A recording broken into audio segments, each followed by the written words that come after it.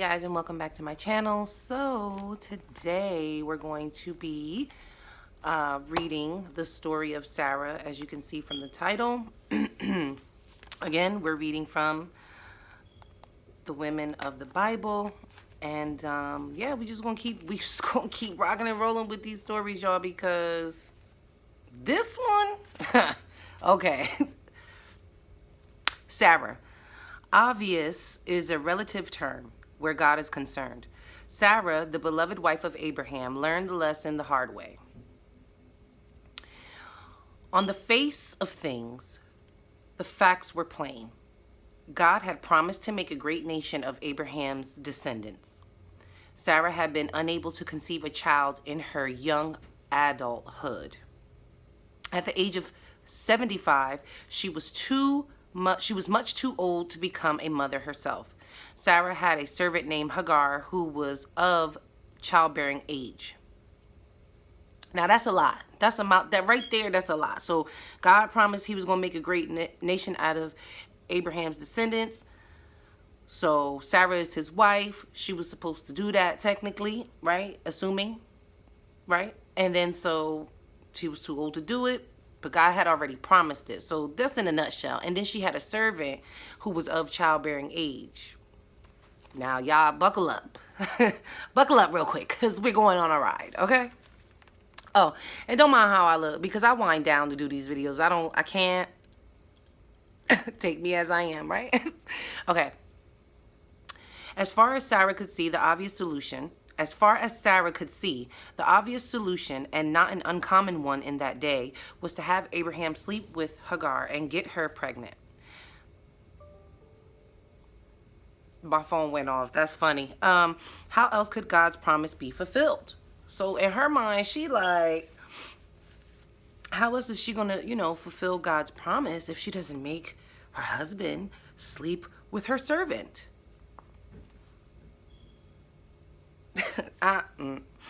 Real life. That's all I'm gonna say. This happens today. This happens today. I can guarantee you it happens today. It was so obvious. Thus, Sarah set her plan in motion and Hagar became pregnant. Then something unexpected happened. Something unplanned. Hagar, realizing she was giving Abraham the child Sarah couldn't provide, began to treat her mistress with contempt. So she got jealous, y'all. Just sum it up. She got jealous. Sarah responded in kind and became abusive towards her servant. The dysfunction continued long after Hagar gave birth. For 14 more years, in fact. So let's just say 15 years total. She basically tortured this woman's life because she was jealous. But God had already promised that he was going to create a nation from Abraham's descendants, right? So I read on. Then God set his plan into motion. As it turns out, there was nothing obvious about it at all. A trio of visitors arrived at Abraham's tent flap one day with a message. Sarah was going to give birth to a son at the age of 90. A son would be fathered by Abraham at the age of 100. This had been God's intention all along, to do something amazing, something that would set Abraham, Sarah, and their descendants apart from everyone else. Sarah couldn't see this because she wasn't looking for it. She chose instead to take matters into her own hands and try to force the Lord's hand by doing what seemed best to her. Don't we do that sometimes? I'm laughing because I be reading these stories, y'all, because remember, I'm already into the book. I'm starting over and sharing with y'all, right? This book is deep. Like, this, you can't tell me stuff like this don't go on nowadays. There's plenty of women who can't have children. You know what I mean? And I'm pretty sure they have considered doing something like this. Yes, baby. Okay, well, you need to give me a second. Always when I'm doing something. Anyway, the problem was that her limited imagination and perspective confined her to the realm of the obvious. She assumed the laws of the natural would govern God and his work. She assumed the laws of the natural would govern God and his work because she was stuck in the realm of the obvious.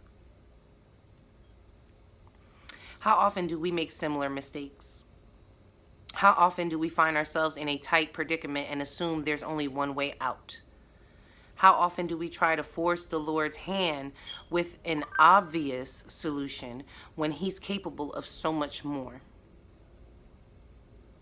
How often do we create unnecessary problems and complications for ourselves by believing we have God's will figured out?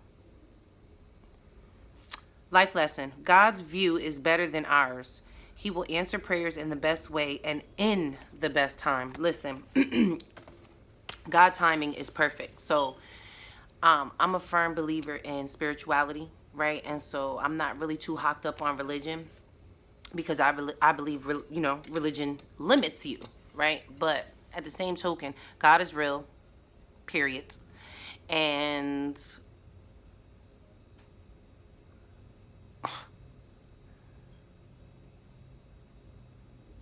nobody, I've been through some outer body experiences. I've heard spirit speak to me on multiple occasions, y'all. Like, that's not a joke. But I've even had a dream that God came to me, y'all. I did a video about that. But nobody don't know. You know what I'm saying? All we have is readings. And the body that we're encased in. The body that our soul is encased in. I can't stress to y'all enough how it's just time to like stop with the petty, the catty, the vanity, the the I ams, the I haves, the I wants. Like, slow down. It's good. Like I always say, it's good to excuse me. It's good to have nice things, want nice things, and have goals and want to be successful and want to take care of your family and want generational wealth and all of those things.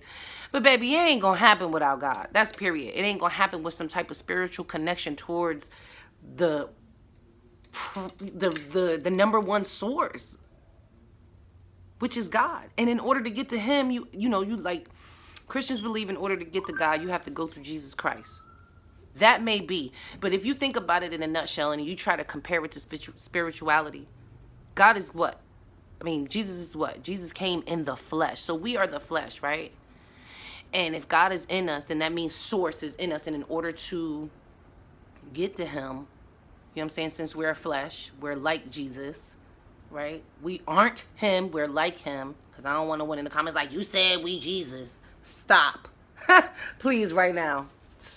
Save your breath, because you will get a thanks for watching.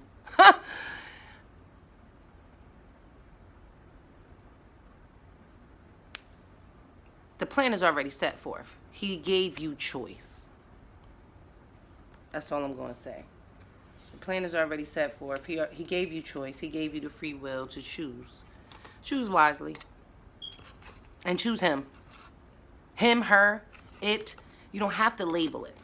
I have a habit of calling God him because that's how, that's just embedded. It's just programmed. But God is the ultimate source. Whatever you want to call him. God, Yahweh, Krishna, Buddha, Allah. The list goes on. And then you come to find out, when you really dig deep into religion, they all tell the same stories. So at some point, you need to just cling on to one of them in one language and kind of like just get through it. Read it, understand it, and then you can use it in your life and apply and make things easier. Everything about the charts and the numbers and the astrology, that is real. And those are things that aren't included in the Bible because they've been removed. But that's another conversation for another day that I'm not even fully prepared to discuss with you guys. But I have seen and read some things where talks of astrology and the stars and all of that stuff have been removed from the Bible.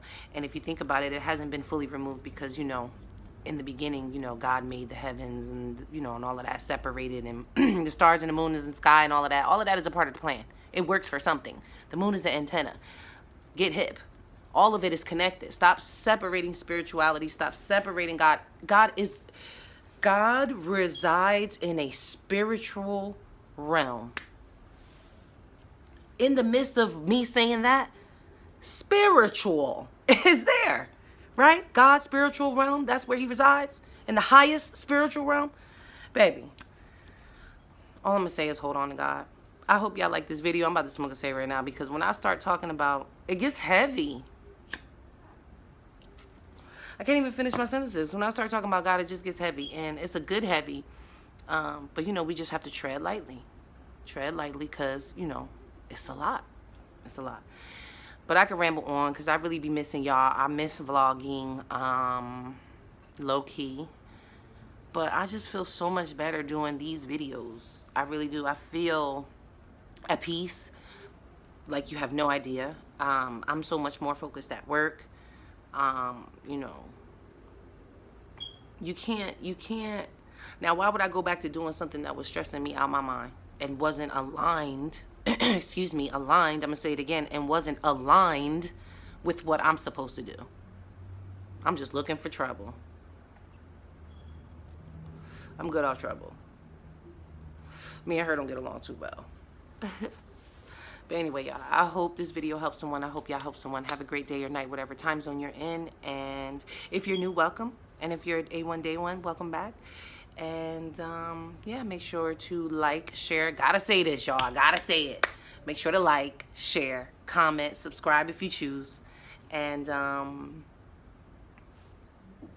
my handles are in the description box. And I'll see you on the next one.